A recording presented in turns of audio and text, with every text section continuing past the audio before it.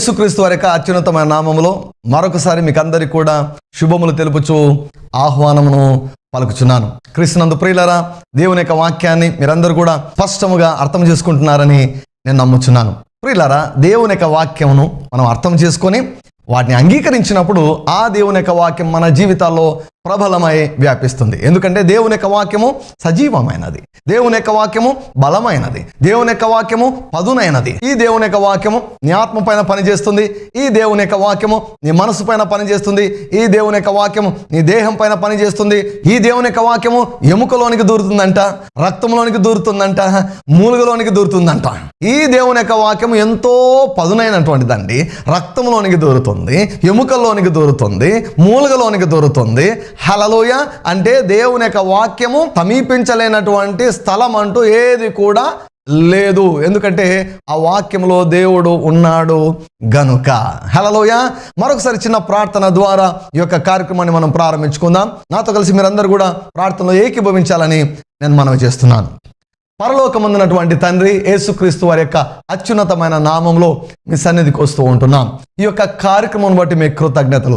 నిజమైన స్వాతంత్రంలోనికి మీ వాక్యము ద్వారా అనేకులను మీరు నడిపిస్తున్నందుకే మీ కృతజ్ఞతలు చెల్లిస్తున్నాం. తండ్రి, ఈరోజు మీ వాక్యాన్ని మేము వింటూ ఉండగా మేము ఏమి చూడాలో అవి మాకు చూపించండి అయ్యా.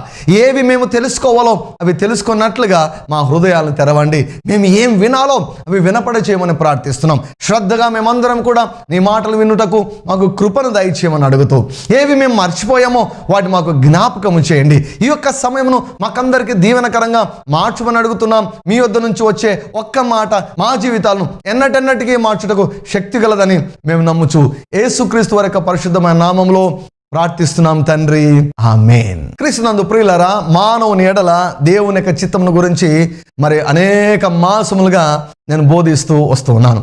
దేవుడు మానవుని ఆత్మలాగా చేశాడు, మానవునికి మనసునిచ్చాడు, దేహాన్ని ఇచ్చాడు, ఒక కుటుంబాన్ని ఇచ్చాడు.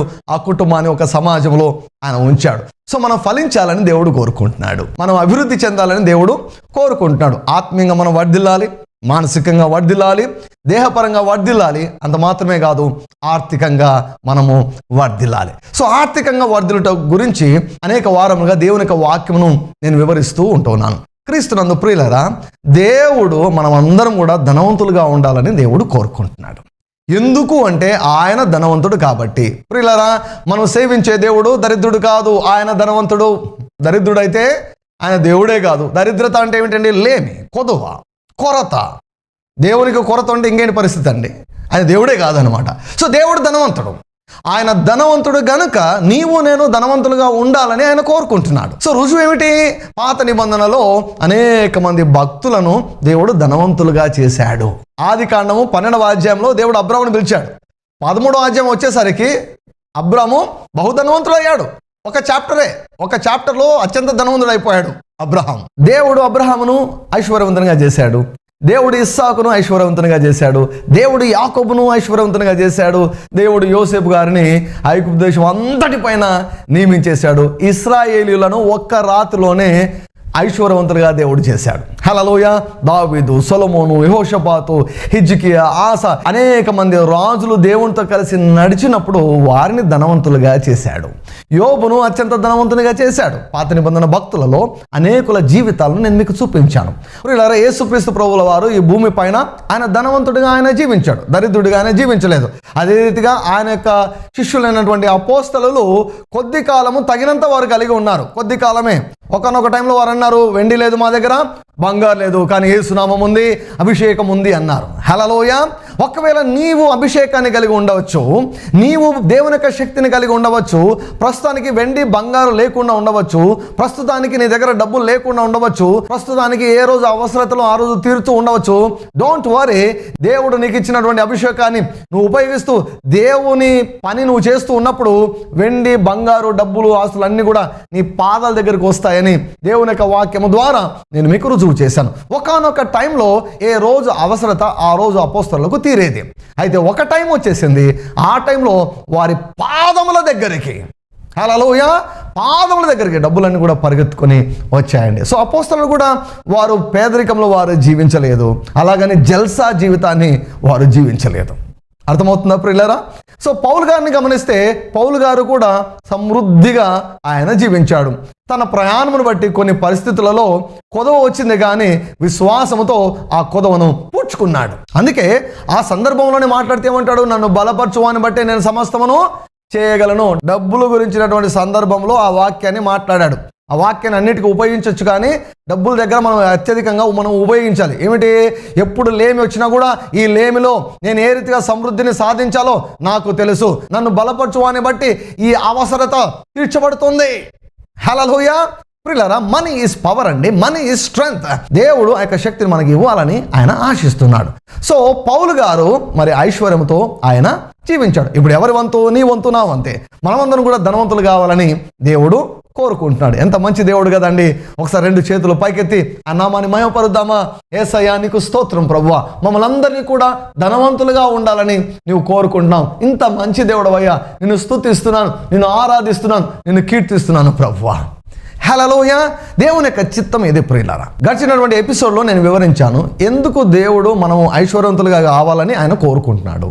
మొట్టమొదటి కారణం చెప్పాను. ఏమిటి అంటే, ఆయన మాట ఇచ్చాడు, మాట నెరవేర్చుకునే దాని కొరకు మనకు ధనము ఇవ్వాలనుకుంటున్నాడు. కొంతమందికి డబ్బులు ఇస్తే పడిపోతారని తెలిసి కూడా డబ్బులు ఇచ్చాడు. సొలొమోనుకు ఒక అపాయం ముంచి ఉంది అని దేవుడు తెలుసుకొని 2 సార్లు ప్రత్యక్షమై ముఖాముఖిగా సొలొమోనుకు తెలియజేశాడు. సో సొలొమోను పడిపోతాడని తెలిసి కూడా సొలొమోనుకు ముందుగానే దేవుడు ఐశ్వర్యమును, ఘనతను, జ్ఞానమును అన్నీ ఇచ్చేశాడండి. ప్రస్తుత నీ జీవితాన్ని చూసి దేవుడు స్పందిస్తాడు. డబ్బులు ఇస్తే పడిపోతాడు కనుక డబ్బులు ఇవ్వను అని అనుకునే దేవుడు కాదు ప్రియులారా. డబ్బులు మనకు చాలా అవసరం. ద్రవ్యము అన్నిటికీ అక్కర వచ్చునని ప్రసంగి గ్రంథంలో వ్రాయబడి ఉంది. సో కాబట్టి దేవుడు మనకందరికీ కూడా ధనాన్ని ఇవ్వాలని ఇష్టపడుతున్నాడు. మొట్టమొదటి కారణం ఏమిటంటే, ఆయన కోసం ఈ లోకంలో ఒక సంపన్నుని ఊహించుకోండి. ఆ కోటీశ్వరునికి ఒక కుమారుడు ఉన్నాడు అనుకోండి. ఆయనేమో కోటీశ్వరుడు, ఆయన కుమారుడు భిక్షగాళ్ళలాగా పేదరికంలో జీవిస్తున్నాడు అనుకోండి. ఎవరి పరువు పోతుంది చెప్పండి? ఎవరి పరువు పోతుంది? కుమారుడి పరువా లేకపోతే కుమారుడి తండ్రి పరువా? తండ్రి పరువు పోతుందండి. ఒక మాటలో చెప్పాలంటే, దేవుడు తన పరువును నిలబెట్టుకొనుటకు, దేవుడు తన యొక్క ఖ్యాతిని నిలబెట్టుకొనుటకు, దేవుడు తానిచ్చిన మాటను నెరవేర్చుట కొరకు, దేవుడు తాను చేసిన నిబంధనను మీరకుండానట్లు. That is the first and foremost reason why God grants his children wealth. భాగ్యము సంపాదించుకున్నటకు ఏం దయచేస్తాడు? ఆయన సామర్థ్యాన్ని దయచేస్తాడు. హల్లెలూయా. He gives liberally. ఆయన ధారాళంగా ఇస్తాడండి. ధారాళంగా మీరు భాగ్యం సంపాదించుకోమంటున్నాడు. ఈరోజు నీతో కూడా దేవుడు మాట్లాడుతున్నాడు. నేను సామర్థ్యాన్ని ఇస్తాను, నేను సామర్థ్యాన్ని ఇస్తాను. Go and possess the inheritance. నేను సామర్థ్యాన్ని ఇస్తాను. Go and possess properties. నేను సామర్థ్యాన్ని ఇస్తాను. వెండిని సంపాదించుకో, బంగారును సంపాదించుకో. నేను సామర్థ్యాన్ని ఇస్తాను. ఐశ్వర్యము సంపాదించుకో. Hallelujah. So first and foremost reason why God gives us prosperity for himself. సమస్తము ఆయన ద్వారా, ఆయనను బట్టి, ఆయన కొరకు కలిగాయి. హల్లెలూయా. ఐశ్వర్యము దేని కొరకు? ఆయన కొరకు. First of all it is for him, it is for his reputation. ఆయన తన యొక్క ఖ్యాతి కొరకు, తన నామ ఘనత కొరకు. ఆయన పిల్లలు ధనవంతులైతే ఆయనకు పేరు రాదా చెప్పండి? ఆయన పిల్లలు ధనవంతులైతే ఆయన పరువు నిలబడుతుందా చెప్పండి? ఆయన పిల్లలు ధనవంతులైతే ఆయన హెచ్చించబడతాడా? ఆయన హెచ్చించబడతాడు. మొట్టమొదటి కారణం, తాను చేసిన ప్రమాణము నెరవేర్చుట కొరకై. సిలువ దగ్గర యేసు ప్రభు దరిద్రుడయ్యాడు. కారణం, నేను ధనవంతునిగా చేయుట కొరకై. దేవుడు తన పిల్లలకు ఐశ్వర్యాన్ని ఎందుకు ఇస్తాడు? రెండవ ముఖ్యమైనటువంటి కారణం, దేవుని యొక్క వాక్యంలో ఒక అద్భుతమైనటువంటి లేఖన భాగాన్ని మీకు చూపిస్తాను నేను. కొరింథీయులకు రాసినటువంటి 2వ పత్రిక 9వ అధ్యాయము 8వ వచనం. మరియు అన్నిటి యందు ఎల్లప్పుడూ మీలో మీరు సర్వ సమృద్ధి గలవారై ఉత్తమమైన ప్రతి కార్యము చేయుటకు దేవుడు మీ ఎడల సమస్త విధములైన కృపను విస్తరింపజేయగలడు. అన్నిటి యందు ఎల్లప్పుడూ సర్వ సమృద్ధి. ప్రియులారా, ఈ అధ్యాయం అంతా డబ్బుల గురించి మాట్లాడుతున్నాడు. ఈ చాప్టర్ అంతా కూడా మనీ గురించే. సో అన్నిటి యందు ఎల్లప్పుడూ సర్వ సమృద్ధిగా ధనాన్ని మనం కలిగి ఉండాలని దేవుడు కోరుకున్నాడు. ఎందుకొరకు? What is the purpose? Why God is desiring that we should have financial prosperity. ఆర్థిక సమృద్ధి మనకు ఉండాలని దేవుడు ఎందుకు కోరుకుంటున్నాడు? అద్భుతమైనటువంటి కారణం, ఉత్తమమైన ప్రతి కార్యము చేయుట కొరకు. Hallelujah. Money is for doing good works, మంచి పనుల కొరకై. ఇది దేవుని యొక్క ఉద్దేశము. దేవుడు ఎందుకు కోట్లు ఇస్తాడండి? దేవుడు ఎందుకు లక్షలు ఇస్తాడు? దేవుడు ఎందుకు కోట్లు ఇవ్వాలని ఆశిస్తున్నాడు? హల్లెలూయా. దేవుడు ఎందుకు తన ప్రజను కోటీశ్వరులుగా చేయాలని ఆశిస్తున్నాడంటే ఉత్తమమైన ప్రతి కార్యమును చేయుట కొరకై. హల్లెలూయా. మొదటి కారణము దేవుడు మనకు ఎందుకు ఐశ్వర్యాన్ని ఇస్తాడంటే ఆయన కొరకు. రెండవ కారణము ఉత్తమమైన కార్యము చేయుట కొరకై. హల్లెలూయా. అర్థమవుతుందా ప్రియులారా? దేవుడు ఎందుకు ఆర్థిక సమృద్ధిని ఇస్తాడో అర్థమవుతుందా? మరొక లేఖన భాగాన్ని మీకు చూపిస్తాను. తిమోతికి వ్రాయబడినటువంటి మొదటి పత్రిక 6వ అధ్యాయము 17వ వచనం నుండి, ఇహమందు ధనవంతులైన వారు గర్విష్ఠులు కాక, అస్థిరమైన ధనమునందు నమ్మిక ఉంచక, సుఖముగా అనుభవించుటకు సమస్తమును మనకు ధారాళముగా దయచేయు దేవుని యందే నమ్మిక ఉంచుడని ఆజ్ఞాపించుము. వారు వాస్తవమైన జీవను సంపాదించుకున్న నిమిత్తము రాబోవు కాలమునకు మంచి పునాది తమ కొరకు వేసుకొనుచు, మేలు చేయువారును, సత్క్రియలు అను ధనము గలవారును, ఔదార్యము గలవారును, తమ ధనములో ఇతరులకు పాలిచ్చువారునై ఉండవలనని వారికి ఆజ్ఞాపించుము. ఇహమందు ధనవంతులైన వారికి ఇన్స్ట్రక్షన్స్ ఇస్తున్నాడు ఇక్కడ దేవుడు. ఏమిటి? గర్విష్ఠులు కావద్దండి, ఆ ధనం పైన మీరు నమ్మిక ఉంచొద్దండి. అయితే మీరేం చేయాలి? సత్క్రియలు చేయాలి, ఉత్తమమైన కార్యాలు చేయాలి. హల్లెలూయా. ఔదార్యం కలిగి ఉండాలి. తండ్రి ధారాళంగా ఉన్న ప్రకారము మీరు కూడా ధారాళంగా ఉండాలి. మీ ధనములో ఇతరులకు పాలివ్వాలి, ఇతరుల కొరకు. హల్లెలూయా. ఉత్తమమైన ప్రతి కార్యమును మనం చేయుట కొరకై మనకు లక్షలు కావాలి. ఉత్తమమైన ప్రతి కార్యము చేయుటకై మనకు కోట్లు కావాలి. హల్లెలూయా. we need money. if we don't have money we cannot help the people. దేవుని యొక్క వాక్యంలో ఏమని వ్రాయబడింది? నిన్ను వలె నీ పొరుగువానిని ప్రేమించుము. హల్లెలూయా. నీ పొరుగువానికి నీవు సహాయం చేయలేకుండా నువ్వేం ప్రేమించగలవండి? నీ దగ్గర లేనిది నువ్వు ఎలా ఇస్తావు? నాకు జ్ఞానం ఉంటే నేను జ్ఞానం పంచిపెట్టగలను, నా దగ్గర డబ్బులు ఉంటే నేను డబ్బులు పంచిపెట్టగలను. నా దగ్గర లేనటువంటిది నేను ఎలా ఇవ్వగలను? ఇక్కడ ఏమని వ్రాయబడింది? ఇహమందు ధనవంతులైనటువంటి వారు గర్విష్ఠులు గాక, తమ ధనములో ఇతరులకు పాలిచ్చేవారిలాగా ఉండాలి, ఇతరులకు సహాయం చేసేవారిలాగా ఉండాలి. వారు ఒక విషయాన్ని మర్చిపోకూడదు. ఏమిటి? మనము సుఖముగా జీవించుటకు. హల్లెలూయా. సుఖముగా జీవించడం దేవుని యొక్క చిత్తం అండి. ఇళ్లలో ఏసీలు కలిగి ఉండడం దేవుని యొక్క చిత్తము, లగ్జరీ కార్స్లో తిరగడం దేవుని యొక్క చిత్తము. సుఖ జీవితమునకు దేవుడు వ్యతిరేకము కాదు. అర్థమవుతుందా? సుఖముగా జీవించుటకు ఎలా ఇస్తాడంట ఆయన? ధారాళముగా దయచేస్తాడు. ఓ వ్యక్తి ఒకసారి నా దగ్గరకు వచ్చి అన్నాడు, మనం సుఖంగా జీవించకూడదని నేను అసలు బెడ్ పైన కూడా పడుకోను సార్, నేను నేలపైన పడుకుంటాను సార్ అని అన్నాడు అనమాట. దేవుని యొక్క వాక్యంలో నేను సత్యాన్ని చూపించినప్పుడు, అరే నేను పొరపాటుగా దేవుని అర్థం చేసుకున్నానే. సుఖముగా అనుభవించుటకు ఎలా ఇస్తాడు దేవుడు? ధారాళంగా ఇస్తాడు.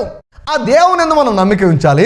అంత మాత్రమే కాదు, మనం ఇతరులకు సహాయం చేయాలి. ఉత్తమమైన ప్రతి కార్యము చేయట కొరకే దేవుడు మనకు ఆర్థిక పరమైన సమృద్ధిని ఇస్తాడు. ఇతరులు అంటే ఎవరు? ఇతరులను కూడా 2 భాగాలుగా నేను చేశాను. మొట్టమొదటిది ఎవరంటే తమ సొంత ఇంటి వారే. దేవుని యొక్క వాక్యంలో ఒక లేఖన భాగాన్ని మీకు చూపిస్తాను.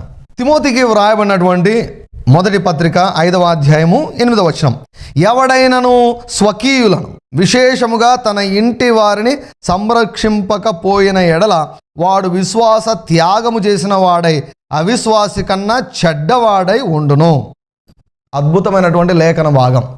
ఈనాడు చాలామంది తండ్రులు, చాలామంది ఇంటి యజమానులు తమ పిల్లలకు శాపంగా మారి ఉంటున్నారు. అన్నీ చేస్తారండి, వాళ్ళు అన్ని పనులు చేస్తారు, కానీ తమ సొంత వారి యొక్క అవసరతలు వారు తీర్చరు. తల్లిదండ్రులను పట్టించుకోరు, పిల్లలను పట్టించుకోరు, వారిని పట్టించుకోరు, తమ సొంత వారిని పట్టించుకోరు. ఈ సందర్భంలో కూడా అనాథల గురించి మాట్లాడుతున్నాడు. అంటే ఆర్థికపరమైన సహాయం చేయడం గురించి మాట్లాడుతున్నాడు. సో కాబట్టి మనకు ఎందుకు ధనము అవసరం అంటే ఇతరులకు సహాయం చేయడం గురించి. ఇతరులలో ఫస్ట్ ఎవరంటే మన సొంత వారు, మన ఇంటి వారు, మన పిల్లలు, మన కుటుంబము. హల్లెలూయా. ద ఇమ్మీడియట్ ఫ్యామిలీ, మన పైన ఆధారపడినటువంటి వారు, వారికి పాలు ఇవ్వాలి. వారి కొరకై మనం ఆస్తిని సంపాదించాలి, వారికి మనం సహాయం చేయాలి. ఇతరులకు సహాయం చేయటం కొరకై దేవుడు మనకు ఐశ్వర్యాన్ని అనుగ్రహిస్తాడు. మరొక అద్భుతమైనటువంటి లేఖన భాగాన్ని మీకు చూపిస్తాను. సామెతల గ్రంథము 13వ అధ్యాయము 22వ వచనం, మంచివాడు తన పిల్లల పిల్లలను ఆస్తి కర్తలనుగా చేయును, పాపాత్ముల ఆస్తి నీతిమంతులకు ఉంచబడును. హల్లెలూయా. మంచివాడు తన పిల్లలు కాదండి, పిల్లల పిల్లలను, మనుమలను మనవరాళ్లను ఆస్తికర్తలుగా చేస్తాడు. నేను ఒక ప్రశ్న అడగనా? నీ పిల్లల కొరకు నువ్వు ఎంత ఆస్తిని సమకూర్చావు? నీ పిల్లల పిల్లల కొరకు నువ్వు ఎంత ఆస్తిని సమకూర్చావు? పౌలు గారు కూడా వ్రాస్తూ అంటాడు, తండ్రులే కదా పిల్లల కొరకు ఆస్తిని కూర్చదగినది. కాబట్టి పౌలు గారు అంటారు, నాకున్నది యావత్తు మీకోసం ఖర్చు చేస్తాను, ఎందుకంటే మీరే నా ఆత్మీయ పిల్లలు అంటారు. హల్లెలూయా. ఈనాడు సంఘ కాపర్లు ఉండేది సంఘము కొరకు, సంఘము కాపరి కొరకు కాదు. దేవుడు సంఘ కాపర్లను, సేవకులను ప్రజల కొరకు నియమించాడండి. సో కాబట్టి ప్రియులారా, ఈ లేఖన భాగం ప్రకారం మనం చూస్తే మంచివాడు తన పిల్లల పిల్లలను ఆస్తికర్తలుగా చేస్తాడు. నా దగ్గర ఆస్తి లేకుంటే నా పిల్లలు ఏ రీతిగా ఆస్తికర్తలు అవుతారండి? నా దగ్గర ఆస్తి లేకుంటే నా పిల్లల పిల్లలు ఏ రీతిగా ఆస్తికర్తలు అవుతారు? ప్రియులారా, దేవుని యొక్క వాక్యాన్ని నేను ప్రకటిస్తున్నా, దేవుని యొక్క వాక్యంలో ఉన్నటువంటి మాటల్ని నేను చెబుతూ ఉన్నాను. మంచివాడు తన పిల్లల పిల్లలను ఆస్తికర్తలుగా చేయను. తిమోతికి వ్రాసినటువంటి పత్రికలో వాడు విశ్వాస త్యాగం చేసిన వాడే అవిశ్వాస కంటే చెడ్డవాడు. చూసారా, అక్కడ చెడ్డవాడు, ఇక్కడ మంచివాడు. మంచివాడెవరు? తన పిల్లల పిల్లలను ఆస్తికర్తలుగా చేసేవాడు. చెడ్డవాడెవరు? చెడ్డవాడు అంటే బాగుండేదేమో, అవిశ్వాస కన్నా చెడ్డవాడంట. ఎవరు? తన పిల్లలకు ఆస్తిని ఇవ్వలేనటువంటి వాడు, తన పిల్లల పిల్లలను ఆస్తికర్తలుగా చేయలేనటువంటి వాడు. ఈనాడు తప్పుడు బోధల చేత అనేక మంది సేవకులు, అనేక క్రైస్తవ కుటుంబాలు పేదరికంలో, దరిద్రతలో జీవిస్తున్నారండి. It is not God's will for you my dear friend. దేవుని యొక్క చిత్తం అది కాదు నా ప్రియ స్నేహితులారా. దేవుని యొక్క చిత్తం ఏమిటంటే, ఆయన తన సామర్థ్యాన్ని నీకు ఇస్తాడు. ఆ సామర్థ్యాన్ని తీసుకొని సోమరిగా ఉండకూడదు. నీవు ఐశ్వర్యవంతుని కావాలి. శ్రద్ధ కలిగి పనిచేయవాడు ఐశ్వర్యవంతుడు అవుతాడు, బద్ధకస్తుడు దరిద్రుడు అవుతాడని దేవుని యొక్క వాక్యంలో వ్రాయబడింది. దేవుడు సామర్థ్యాన్ని ఇస్తాడు. ఆ సామర్థ్యం తీసుకొని నీవు ఐశ్వర్యాన్ని సంపాదించాలి. అది దేని కొరకు? నీ పిల్లల కొరకు, నీ పిల్లల పిల్లల కొరకు. హల్లెలూయా. నీ పిల్లల పిల్లల కొరకు నువ్వు ఆస్తిని సమకూర్చకుంటే దేవుడు నిన్ను చూసి చెడ్డవాడంటాడు. ప్రియులారా, అటువంటి పేరు తెచ్చుకోవద్దు. సో కాబట్టి మంచివాడిలాగా నీ పేరు నిలబడాలి అంటే ఆస్తిని సంపాదించు, నీ పిల్లలకు ఇవ్వు, నీ పిల్లల పిల్లలకు కూడా ఇవ్వు. అంత మాత్రమే కాదు, ఇతరులకు కూడా నీ ఆస్తిలో భాగం ఇవ్వాలని దేవుడు నీకు ఐశ్వర్యాన్ని ఇచ్చే దేవుడై ఉంటూ ఉన్నాడు. హల్లెలూయా. యేసుక్రీస్తు రక్తాన్ని బట్టి అందరూ కూడా మనకు సహోదరులు, మనకు సోదరులు అయ్యారు. అంటే అడిగిన ప్రతి వారికి డబ్బులు ఇమ్మని నేను చెప్పడం లేదు. మీరు పూర్తిగా దేవుని యొక్క వాక్యం వినండి, అప్పుడు అన్నీ కూడా మీకు స్పష్టంగా మీకు అర్థమవుతాయని నేను తెలియజేస్తున్నాను. సో దేవుడు మనకు ఐశ్వర్యాన్ని ఎందుకు ఇస్తాడు అంటే, ఉత్తమమైన ప్రతి కార్యమును చేయట కొరకే. హల్లెలూయా. మన పిల్లలకు ఆస్తిని ఇవ్వడం అన్నటువంటిది ఉత్తమమైన కార్యం అండి. మన పిల్లల పిల్లలకు ఆస్తిని సమకూర్చడం అన్నటువంటిది ఉత్తమమైనటువంటి కార్యం అండి. సువార్త నిమిత్తము కానుకలు ఇవ్వడం అన్నటువంటిది ఉత్తమమైనటువంటి కార్యం అండి. సువార్త సభల నిమిత్తమై, అనేక దేవుని యొక్క కార్యాల నిమిత్తమై కానుకలు ఇవ్వడం అన్నటువంటిది ఉత్తమమైనటువంటి కార్యాలండి.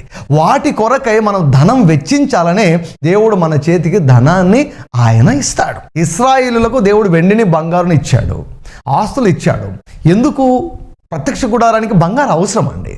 దేవుని యొక్క పని కొరకు మనం కానుకలు ఇవ్వాలని దేవుడు మనకు ఐశ్వర్యాన్ని దయచేస్తాడు. దేవుడు ఐశ్వర్యం ఇచ్చాడు అనుకోండి, దశం భాగం మనకు ఆయనకి ఇవ్వాలి. సో ఆ దశం భాగం ద్వారా దేవుని పనులు జరుగుతూ ఉంటాయి. ప్రత్యేక అర్పణలు, సువార్త నిమిత్తమైనటువంటి అర్పణలు, ప్రత్యేక అర్పణలు, కొన్ని ప్రాజెక్టుల నిమిత్తమైనటువంటి అర్పణలు, ఇవన్నీ కూడా ఉత్తమమైన ప్రతి కార్యముల కొరకై ఉపయోగపడినట్లుగా దేవుడు ధనాన్ని తన బిడ్డలకు ఆయన ఇస్తున్నాడు. మరొక లేఖన భాగం ద్వారా కూడా ఈ విషయాన్ని నేను రుజువు చేయాలని నేను ఆశిస్తున్నాను. ఆదికాండము 12వ అధ్యాయము 1-3 వచనాలు. యెహోవా, నీవు లేచి నీ దేశము నుండి, నీ బంధువుల యొద్ద నుండి, నీ తండ్రి ఇంట నుండి బయలుదేరి నేను నీకు చూపించు దేశమునకు వెళ్ళుము. నిన్ను గొప్ప జనముగా చేసి నిన్ను ఆశీర్వదించి నీ నామమును గొప్ప చేయుదును. నీవు ఆశీర్వాదముగా ఉందువు. నిన్ను ఆశీర్వదించు వారిని ఆశీర్వదించెదను, నిన్ను దూషించు వారిని శపించెదను. భూమి యొక్క సమస్త వంశములు నీ యందు ఆశీర్వదించబడునని అబ్రాముతో అనగా. దేవుడు అబ్రామును కనుగొని అబ్రాముతో మాట్లాడుతున్నాడు. అబ్రామునకు ఒక గొప్ప ఆహ్వానాన్ని ఇచ్చాడు. అబ్రామా, నువ్వు నన్ను వెంబడించు, నేను నిన్ను గొప్ప జనముగా చేస్తా, నేను నిన్ను ఆశీర్వదిస్తా, నేను నీ పేరును గొప్ప చేస్తా, నిన్ను ఆశీర్వాదకరంగా చేస్తా. నిన్ను ఎవరు దీవిస్తారో వారిని దీవిస్తా, నీకు వ్యతిరేకంగా ఎవరు లేస్తే వారిని శపిస్తాను. 6 ఆశీర్వాదాలండి. ఈ 6 ఆశీర్వాదాలు దేని కొరకు? చివరిగా దేవుని యొక్క ఉద్దేశాన్ని దేవుడు బయలుపరుస్తున్నాడు. నీ మూలముగా భూలోకంలో ఉన్న కుటుంబాలన్నీ దీవించబడాలని. హల్లెలూయా. ఉత్తమమైన ప్రతి కార్యము చేయుటకు అని మనం చూసాం. కాబట్టి ధనవంతులైన వారు తమ ధనములో ఇతరులకు పాలిచ్చువారుగా ఉండవలను. ఈ లోకంలో చాలామంది దరిద్రులు ఉన్నారు. చాలా దేశాల్లో దరిద్రత ఏలుతూ ఉంది. చాలామంది దేవుని యొక్క ఆజ్ఞలు పాటించకపోవడం వలన, దేవుని యొక్క నియమాల ప్రకారం జీవించకపోవడం వలన దరిద్రులుగా వారు జీవిస్తున్నారు. సో కాబట్టి వారికి సహాయం చేయవలసినటువంటి బాధ్యత ధనవంతుల పైన దేవుడు ఉంచాడు. సో కాబట్టి దేవుని యొక్క పిల్లలముగా మనం దేవుని యొక్క సత్యాలు తెలుసుకొని ఆయన నియమాల ప్రకారం జీవించి ధనమును సంపాదించుకొని మనము ఇతరులకు ఇవ్వవలసిన వారంగా ఉంటున్నాం. ఇతరుల కొరకు ఖర్చు పెట్టవలసిన వారంగా ఉంటున్నాం. మనకు కోట్లు కావాలి, స్విస్ బ్యాంకులో దాచిపెట్టుకునే దాని కొరకు కాదండి. మనకు కోట్లు కావాలి దేని కొరకు? ప్రజలను దీవించడం కొరకు. ఈ ఉద్దేశాన్ని నువ్వు కలిగి ఉంటే నీకు అపరిమితమైనటువంటి ఆర్థికపరమైన దీవెనను యేసుక్రీస్తు ప్రభు అనుగ్రహిస్తాడని నేను తెలియజేస్తూ ఉన్నాను. దేవుడు అబ్రాహామును ఎందుకు దీవిస్తానని అంటున్నాడు? అబ్రాహ్మా, నీవు నాకు కావాలి, దానిలో ఎటువంటి సందేహం లేదు. అయితే నీ ద్వారా భూలోకాన్ని దీవించాలని నేను కోరుకుంటున్నాను. అంటే భూమిని మాత్రమే కాదండి, భూమిపైన జీవించే ప్రతి కుటుంబము దీవించబడాలని దేవుడు కోరుకుంటున్నాడు. ఇదే లేఖనాన్ని గలితీయులకు రాస్తూ కూడా పౌలు గారు బోధిస్తారు. ఆ వాక్యాన్ని కూడా మీకు చూపిస్తాను. గలితీయులకు రాసిన పత్రిక 3వ అధ్యాయము 8వ వచనము 2వ భాగం. నీ యందు అన్యజనులందరూ ఆశీర్వదించబడుదురు అని అబ్రహామునకు సువార్తను ముందుగా ప్రకటించెను. హల్లెలూయా. సువార్త అంటే ఏమిటో మీకు అర్థమవుతుందా ప్రియులారా? సువార్త అంటే ఏమిటో తెలుసా? You can be blessed. ప్రియులారా, సువార్త అంటే ఏమిటండి? సువార్త అంటే ఏమిటి? దేవుడు ఇస్తున్నటువంటి డెఫినేషన్ ఏమిటి? లేఖనముల ప్రకారము క్రీస్తు మన కొరకు, మన పాపముల కొరకు మృతి చెందాడు. లేఖనముల ప్రకారము ఆయన సమాధి చేయబడ్డాడు. లేఖనముల ప్రకారము ఆయన తిరిగి లేచాడు. ఏమిటి కారణం? దేవుడు అబ్రాహాముతో చెప్పాడు, నీ సంతాన మూలముగా, త్రూ యువర్ సీడ్. నీ సంతాన మూలముగా, సంతానములు కాదు, సంతానము సింగులర్ అనమాట. నీ సంతానం అంటే క్రీస్తు ద్వారా భూలోకంలో ఉన్న ప్రతి కుటుంబం కూడా దీవించబడను, ఆశీర్వదించబడను. సువార్త అంటే ఏమిటి లేదండి, you can be blessed because of Jesus Christ. నీవు అబ్రహాము కుమారుడైన, దావీదు కుమారుడైన యేసు క్రీస్తు వారిని బట్టి నీవు ఆశీర్వదించబడగలవు అని చెప్పడమే సువార్త. క్రీస్తునందు ప్రియులారా, శాపంలో జీవించవలసిన అవసరం లేదు, పేదరికంలో జీవించవలసిన అవసరం లేదు, వ్యాధులతో జీవించవలసిన అవసరం లేదు, బంధకాల్లో జీవించవలసిన అవసరం లేదు, పాపానికి బానిసగా జీవించవలసిన అవసరం లేదు, అవమానంతో జీవించవలసిన అవసరం లేదు. నీవు దీవించబడగలవు, నీవు ఆశీర్వదించబడగలవు. యేసయ్య దగ్గరికి రా, ప్రయాసపడి భారం మోయుచున్న సమస్త జనులారా నా యొద్దకు రండి, నేను మీకు విశ్రాంతిని కలుగజేస్తాను అని యేసు ప్రభు ఆహ్వానిస్తున్నాడు. నా యొద్దకు వచ్చువని నేను ఎంత మాత్రం నువ్వు త్రోసివేయనంటున్నాడు దేవుడు. త్రోసివేసే దేవుడు కాదు. ఎందుకంటే ఆయన సాత్వికుడు, ఆయన దీన మనసు కలిగినటువంటి వాడు, ఎందుకంటే ఆయన మంచివాడు. ఆయన కృప తరతరములు ఉండును, ఆయన కృప నిరంతరం ఉండును. సో కాబట్టి ప్రియులారా, దేవుడు మనకు ఐశ్వర్యాన్ని ఎందుకు ఇస్తాడు అంటే ఆయన తన మాటను నిలబెట్టుకున్నట కొరకు. హల్లెలూయా. రెండవది, మనము ఇతరులకు దీవెనకరంగా ఉండుట కొరకు. If you don't have money, you cannot be a great blessing in each and every area of others' life. నీ దగ్గర ధనము లేకుంటే నువ్వు ఎక్కువగా ఇతరుల కొరకు ఉపయోగపడలేవు. ఇప్పుడు చూడండి, ఆర్థిక సమృద్ధి అన్నటువంటిది మంచిది అని అనిపించడం లేదా? ఇది దేవుని యొక్క ఉద్దేశం అండి. దేవుని యొక్క వాక్యంలో రాయబడినటువంటి దేవుని యొక్క ఉద్దేశం. హల్లెలూయా. దేవుడు తన ఐశ్వర్యం చొప్పున క్రీస్తు యేసునందు మహిమలో మీ అందరి యొక్క ప్రతి అవసరతను తీర్చును గాక. God bless you. ఆమేన్. ప్రియులారా, మీరు తిరిగి జన్మించారా? ప్రభువైన యేసుక్రీస్తు వారిని మీరు స్వంత రక్షకునిగా మీరు అంగీకరించారా? ఒకవేళ లేనట్లయితే ఇది మిక్కిలి అనుకూల సమయమని నేను తెలియజేస్తున్నాను. యేసుక్రీస్తు ప్రభును మీ స్వంత రక్షకునిగా ఇప్పుడే మీరు అంగీకరించి శాపము నుండి, నరకము నుండి, తీర్పు నుంచి మీరు ఎన్నటెన్నటికీ విడుదల పొందుకోవాలని నేను ఎంతగానో కోరుకుంటున్నాను. దేవుడు మిమ్మల్ని దీవించును గాక. ఆమేన్. అనంతపురం నగర వాసులకందరికీ ఒక గొప్ప శుభవార్త. క్రీస్తునందు ప్రియులారా, అనంతపురం నగరంలో మరి మెడికల్ కాలేజ్ రోడ్లో ఉన్నటువంటి IMA హాల్ నందు ప్రతి గురువారము సాయంకాలము 6 గంటలకు ఆరాధనను మేము ప్రారంభించాం. ఆత్మానుసారమైనటువంటి ఆరాధనలో పాల్గొని మీరు దీవించబడాలని కోరుకుంటున్నాను. దేవుని యొక్క వాక్యాన్ని విని, దేవుని యొక్క వాక్యమును తెలుసుకొని మీరు ఎంతగానో దీవించబడాలని నేను కోరుకుంటున్నాను. పాపులు రక్షించబడుతున్నారు, వ్యాధిగ్రస్తులు స్వస్థపరచబడుతున్నారు, మానసిక రోగులు నయమవుతున్నారు, కుటుంబ సమస్యలతో ఉన్నటువంటి వారు సమస్యల నుంచి బయటకు వస్తున్నారు, అప్పుల ఊబిలో ఉన్నటువంటి వారు అప్పుల నుంచి బయటకు వస్తున్నారు. హల్లెలూయా. నెమ్మదిని, సమాధానమును అనుభవిస్తున్నారు. మీరు కూడా తప్పకుండా ఈ యొక్క ఆరాధనలో పాల్గొని దీవించబడాలని నేను కోరుకుంటున్నాను. సో మరొక ముఖ్యమైన విషయం ఏంటంటే, దేవుడు నన్ను అభిషేకించి నా చేత కొన్ని ప్రాముఖ్యమైనటువంటి పుస్తకములను ఆయన వ్రాయించారు. వాటిలో మొదటిది నీ భవిష్యత్తును నిర్మించుకో. వినేదానికి ఆశ్చర్యంగా ఉంటుంది. అవునండి, నీ భవిష్యత్తు దేవుని చేతిలో లేదు, నీ భవిష్యత్తు నీ చేతిలో ఉంది. దేవుడు అన్నాడు, ఇదిగో ఆశీర్వాదమును శాపమును నీ ఎదుట ఉంచి ఉన్నాను, నీకు ఏది కావాలో కోరుకో అంటూ ఉన్నాడు. పుస్తకాన్ని ప్రతి ఒక్కరు కూడా మీరు చదవండి. ప్రతిరోజు చదువుతూ ఉండడం వలన మీ జీవితాల్లో మీరు అద్భుతములను మీరు అనుభవించగలరు అని నేను తెలియజేస్తున్నాను. సో మరొక పుస్తకాన్ని 1000 స్తుతులు అన్నటువంటి పుస్తకాన్ని, ప్రతి స్తుతిని కూడా దేవుడు చెప్పి ఆయన వ్రాయించాడు. ఈ 1000 స్తుతులు చేయడం ద్వారా లెక్కలేనన్ని సాక్ష్యాలు, ఆత్మీయ అద్భుతాలు, మానసికమైన అద్భుతాలు, శారీరకపరమైన అద్భుతాలు, స్వస్థతాపరమైన అద్భుతాలు, ఆర్థికపరమైన అద్భుతాలు, అసలు దేవుని ముఖాముఖిగా చూసిన వారు చాలామంది ఉన్నారు స్తుతులు చేస్తుండగా. తర్వాత క్రైస్తవ సమాజంలో అత్యంత వివాదాస్పదమైన, నిర్లక్ష్యము చేయబడినటువంటి క్రైస్తవ అనుభవము పరిశుద్ధాత్మ బాప్తిస్మం. దేవుడు నన్ను ప్రేరేపించి ఈ అంశం గురించి బహు స్పష్టంగా ఆయన వ్రాయించాడు. తెలుగులో నాకు తెలిసినంత వరకు పరిశుద్ధాత్మ బాప్తిస్మం గురించి కంప్లీట్ గైడ్ ఇంతవరకు నేనైతే చూడలేదు. సో అయితే ఈ పుస్తకాన్ని మీరు చదవాలని నేను ఎంతగానో కోరుకుంటున్నాను. ఈ పుస్తకాన్ని చదువుతున్నప్పుడే అనేకులు పరిశుద్ధాత్మ చేత అభిషేకించబడి భాషల్లో మాట్లాడుతూ మరి ఉజ్జీవాన్ని వారు అనుభవిస్తున్నారు. దేవుని నిజంగా నువ్వు అనుభవించాలనుకుంటున్నావా? దేవుని యొక్క అద్భుతాలను నీ జీవితంలో చూడాలనుకుంటున్నావా? బలమైన సేవ నువ్వు చేయాలని నువ్వు అనుకుంటున్నావా? అయితే పరిశుద్ధాత్మ బాప్తిసం పుస్తకాన్ని మీరు చదివి అనేకులకు పరిచయం చేయాలని నేను మనవి చేస్తున్నాను. ప్రభువు ఒక ప్రశ్న మిమ్మల్ని వేయమన్నాడు. Are you satisfied with your life? నీ జీవితం నీకు సంతృప్తికరంగా ఉన్నదా? లేకుంటే ఈ పుస్తకాన్ని ఖచ్చితంగా చదవాలి. నీ జీవితంలో చాలా సంఘటనలు ఎందుకు జరుగుతున్నాయో అర్థం కాని స్థితిలో ఉన్నావా? అయితే నువ్వు ఖచ్చితంగా ఈ పుస్తకాన్ని చదువు. నీ జీవితం అద్భుతంగా మార్చబడగలదు, నీ జీవితము నీకు తృప్తికరంగా మార్చబడగలదు అని దేవుడు ఈ పుస్తకం ద్వారా నీకు తెలియజేస్తున్నాడు. సో మరి ఒక పుస్తకం, ఈ తరములోనే గొప్ప దైవజనుడు, కొన్ని లక్షల మంది విశ్వాసుల జీవితాలను ప్రభావితం చేసినటువంటి దైవజనుడు రెవరెండ్ కెన్నెత్ ఈ హేగెన్ గారు వారు రాసినటువంటి రిడీమ్డ్ అన్నటువంటి ఇంగ్లీష్ పుస్తకాన్ని నేను తెలుగులోనికి తర్జుమా చేశాను. చిన్న బుక్లెట్, అనేకుల జీవితాలను ప్రభావితం చేసినటువంటి ఆ చిన్న పుస్తకాన్ని మీరు కూడా పొందుకోవాలని మనవి చేస్తున్నాను. సో ఈ పుస్తకాలన్నీ కూడా చదవండి. చాలామందికి పుస్తకాలు చదివే అలవాట్లేదు. ఈ మంచి అలవాటును మీరు అలవర్చుకోవాలని నేను కోరుచున్నాను. సో పుస్తకాలు చదవండి, మీ జీవితాలు పూర్తిగా మార్చబడతాయని నేను తెలియజేస్తున్నాను.